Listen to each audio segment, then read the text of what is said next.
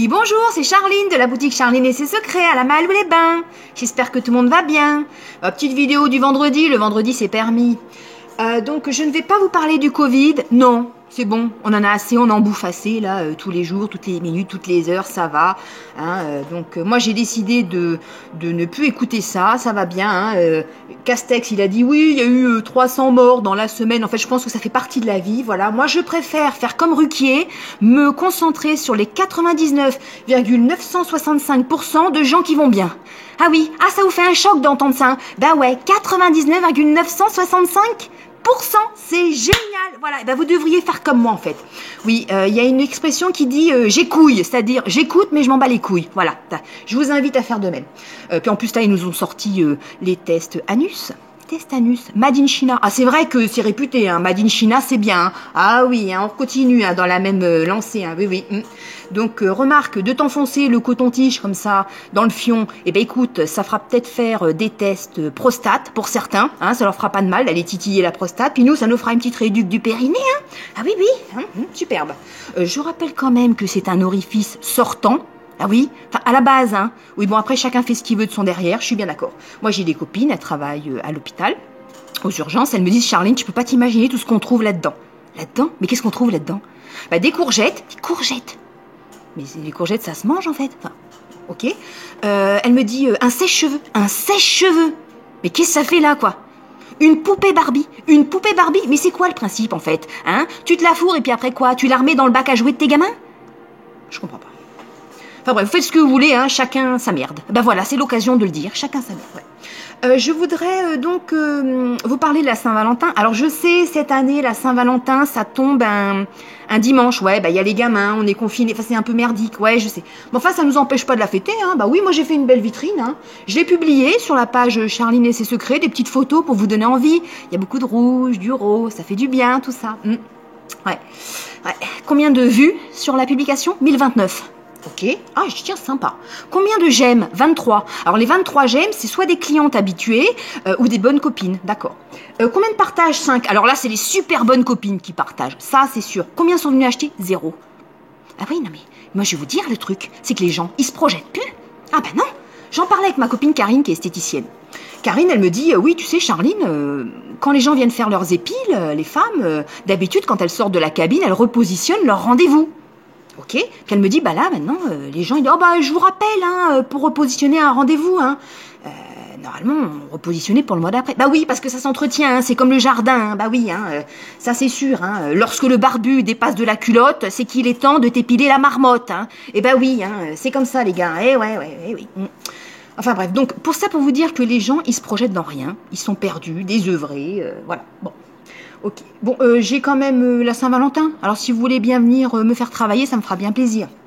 Ok, mais je vais revenir après là. Je voulais vous parler d'un autre truc. Hier, il y a eu la grève. Alors ça a commencé comment cette histoire? Ça a commencé mercredi. Ma petite factrice qui est super sympa à la boutique, là, elle me dit Charline, faites attention, hein, demain, il y a la grève des postes. La grève des postes? Mais qu'est-ce qu'ils ont à revendiquer, eux? Mais ils sont même pas concernés par le couvre-feu, je vous rappelle. Non, je rappelle les horaires de la poste. 9h midi, 14, 16h.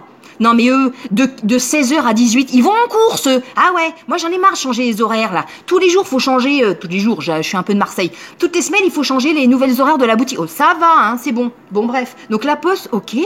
Et puis avant-hier, je reçois un petit mail du proviseur de ma fille. Oui, donc journée de grève. Mais encore. D'accord? C'est encore la grève. Qu'est-ce qu'ils ont à revendiquer? Je ne le sais pas. Vous le savez, vous? Moi, je ne sais pas. Voilà. Les gamins sont teubés. Oui, c'est générationnel. Mais je pense que les profs, ils y participent. C'est pas possible. Ils sont pas là. Je comprends pas. Voilà.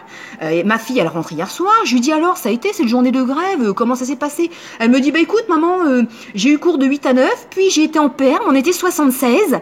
76? Mais comment ça, on vous a empilé? On vous a mis comment dans la cour? Comment ça se passe? Ah oui, on était dans la cour, maman. On était dehors, on a fait la perme dehors. Non mais il pèle, il pleut, les gamins ils sont dehors, comme ça après on va dire oui, ils sont malades les gamins. Ouais, c'est normal, c'est le jeu de la vie quoi. En fait, voilà.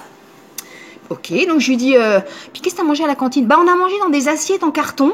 Des assiettes en carton? Parce que, qu'est-ce qu'il y a? À 4 balles le repas, tu bouffes dans des assiettes en carton? Pourquoi? Parce que le personnel était en grève, donc il voulait pas s'emmerder à faire la vaisselle.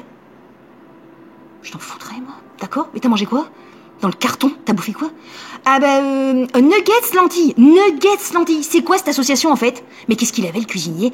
Il était mi-figue, mi-raisin le mec. Tu sais, il s'est dit, bon, allez, c'est la grève, on va leur faire plaisir, on va leur mettre les nuggets, mais quand même, je suis pas content, donc je vais leur mettre les lentilles. Ça devait être sympa, les lentilles bien juteuses dans les assiettes en carton. Je sais pas, ils ont dû en bouffer du papier, les gamins. Ah oui, très bien, intéressant. Enfin bref, c'est la vie, c'était la grève, donc voilà. Je me suis penchée là ce matin, j'aime bien, il y a des hôpitaux, je vais pas dire où, il y a des hôpitaux en France qui tous les mois publient les petits prénoms, c'est sympa, des nouvelles naissances du mois, tu vois. Alors là, je vous en ai sorti quelques-uns, j'ai noté, hein, parce que... Alors, est né au mois de janvier, Gaspard, Walter, Indiana, alors eux ils sont fans d'Indiana Jones, Yaren, Jésus, Gita, avec un H au milieu, Léonard, Saphir avec un Y, Woody, comme Woody Allen, voilà, Kester, ça me fait peur comme prénom, moi ça me fait penser à, tu sais, à Hannibal Lecter, tu sais, un truc, le mec il va mal finir, je crois. Voilà. Bright, ah oui, le mec il est brillant déjà, il est déjà brillant. Bright, ok. Chanly. Bon. Osho, alors lui, il va être content. Alors moi je sais qui c'est Osho, hein. Oui, ok. Mais alors on va bien se foutre de sa gueule à ce gamin. Au chaud, au froid, c'est-à-dire, ah oui.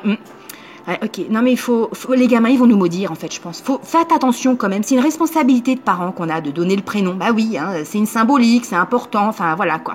Alors déjà, ma fille a 13 ans, dans sa génération, elle, il y a prune, cerise, myrtille, pomme, P-O-M, oui c'est un garçon. Hein, ça c'était la génération salade de fruits. Ah oui, mais enfin quand même, faut faire attention quand même, hein.